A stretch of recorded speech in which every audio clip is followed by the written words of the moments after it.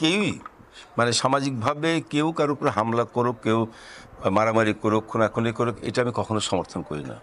বেগম খালেদা একটা রাজনৈতিক দলের শীর্ষ নেতা, সেই হিসাবে তিনিও দ্রুত আরোগ্যমুক্ত হোক, সুস্থতা লাভ করুক, সেটা আমরা চাই, আমরা প্রত্যাশা করি।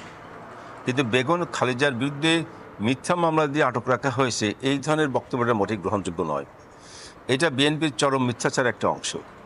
কারণ আপনারা জানেন যে বেগম খালেদার বিরুদ্ধে মামলার যেটা হয়েছিল সেটা 2007 সালে তত্ত্বাবধায়ক সরকার সময় হয়েছে, এবং সেই মামলায় পরবর্তীতে বিএনপির শীর্ষ পর্যায়ের আইনজীবীরা তারা আদালতে বেগম খালেদাকে নির্দোষ প্রমাণ করতে ব্যর্থ হয়েছে, যার ফলে আদালত তথ্য প্রমাণের ভিত্তিতেই তাকে দণ্ড দিয়েছিলেন। তো এটা আদালত কর্তৃক দণ্ডপ্রাপ্ত।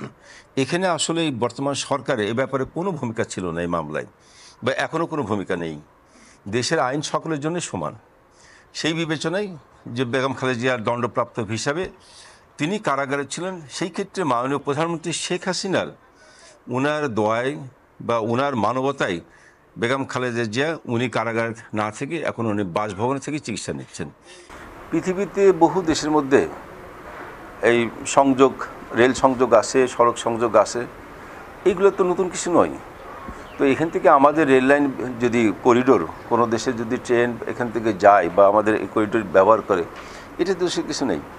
আপনার ইতিহাস ঘাটে দেখা যাবে পৃথিবীর বহু দেশের সঙ্গে প্রতিবেশী রাষ্ট্রের বহু দীর্ঘদিন যুদ্ধ চলেছে, গোলযোগ হয়েছে। একটা পর্যায়ে যখন এই যুদ্ধ থেমে গেছে, পারস্পরিক সহায়তা নিয়ে তারা দুই দেশের মধ্যে ট্রেন যোগাযোগ, সড়ক যোগাযোগ, সব যোগাযোগই আসে। আমরা যদি দেখি যে আমাদের ফ্রান্স এবং স্পেনের এই যোগাযোগ আছে, আমাদের পৃথিবীর ইউরোপের অনেক দেশের সঙ্গে, জার্মানির সঙ্গে বহু দেশের যোগাযোগ ছিল, এখন সেসব দেশেতে অবাধ ট্রেন যোগাযোগ, সড়ক যোগাযোগ সবই আছে। এটা তো এখন যত বিশ্ব এগিয়ে যাচ্ছে, একটা বিশ্ব এগিয়ে যাওয়ার জন্য দেশের একটা অর্থনীতির অগ্রগতির মূল জায়গা হচ্ছে প্রথমে সেটা হল যোগাযোগ ব্যবস্থার আধুনিকরণ, উন্নতকরণ। এই যোগাযোগ ব্যবস্থা আধুনিকরণের ক্ষেত্রে এই শুধুমাত্র বিরোধীদের জন্য বিরোধী বক্তব্য দিয়ে বিএনপি নিজেরা হয়তো তাদের তৃপ্তি লাভ করতে পারে বা কিছু লোকের বাহবা করাতে পারে, কিন্তু এটার জন্য রাষ্ট্র বা দেশের কোনো কল্যাণ বয়ে আনার মতো কোনো কথাবার্তা নয়। কেউই সামাজিকভাবে কেউ কারোর উপরে হামলা করুক, কেউ মারামারি করুক, খুনাখুনি করুক, এটা আমি কখনো সমর্থন করি না।